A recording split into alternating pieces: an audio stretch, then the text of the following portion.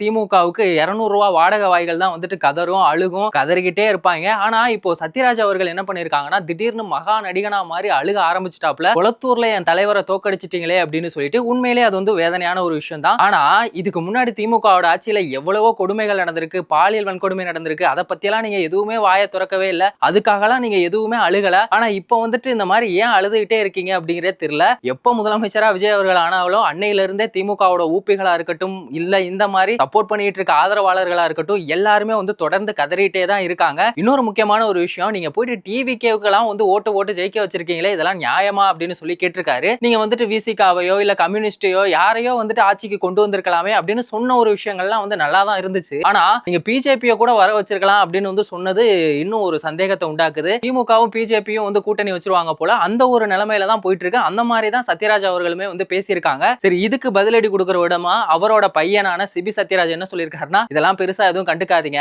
Ignore negativity அப்படின்னு சொல்லி ஒரு ஸ்டோரியை போட்டு முடிச்சு விட்டாப்ல. வேற லெவலா பண்ணிட்டு இருக்காப்ல. ஸ்டார்டிங்ல இருந்தே பாத்தீங்கன்னா வந்துட்டு அவங்க 2 பேருக்குள்ள வந்துட்டு ரொம்பவே ஒரு எதிர்ப்பா தான் போயிட்டு இருக்கு.